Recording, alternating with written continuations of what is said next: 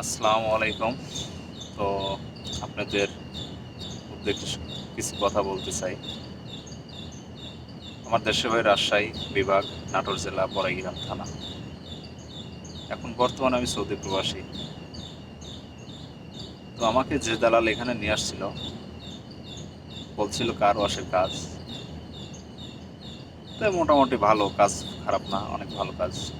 আমাকে বলছিল 1800 টাকা বেসিক স্যালারি, একটা করে গাড়ি ওয়াশ করার পর 10 টাকা কমিশন। তো সব মিলায় সিলায় অনেক টাকা স্যালারি। টাকা নিয়েছে আমার কাছে 5,20,000। আচ্ছা, ভালো কথা। বলছে 3 মাস পর আকামা দিবে। ভালো কথা। তো অনেক কষ্ট করে টাকাগুলো গোছার করে দালালের হাতে দিই, চলে আসি সৌদি। তো ভাই এখানে এসে 1800 টাকা বেসিক স্যালারি তো আর পাইলামই না। এখানে বেতন পেলাম 900 টাকা বেসিক স্যালারি, 5 টাকা কমিশন, এভরিথিং মিলাইছিলাম। মাসের শেষে 2,200 টাকা মতো স্যালারি হয়। এর মধ্যে নিজের খানা, থাকা কোম্পানি, আকামা দিল না। তো এই হলো জীবন আমার। তো কষ্ট একটাই, যে যেটা বলে সেটা আসলে বিদেশে এসে মিল পাওয়া যায় না। এটা দালালের দোষ দেবো কি, হয়তো আমার কপালের দোষ।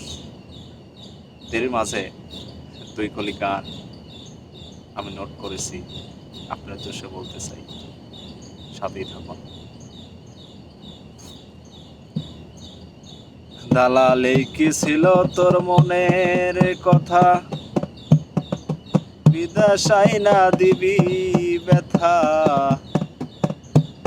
ও দালাল, এই কি ছিল তোর মনের কথা, বিদেশাই না দিবি ব্যথা।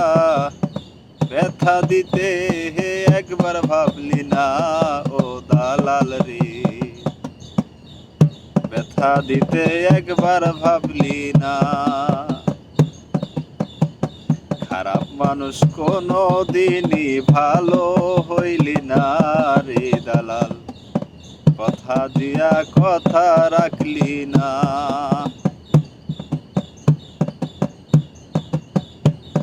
দালাল, এই কি ছিল তোর মনের কথা, বিদেশাই না দিবি ব্যথা। ব্যথা দিতে একবার ভাবলি না, ও দালাল রে, কথা দিয়া কথা রাখলি না।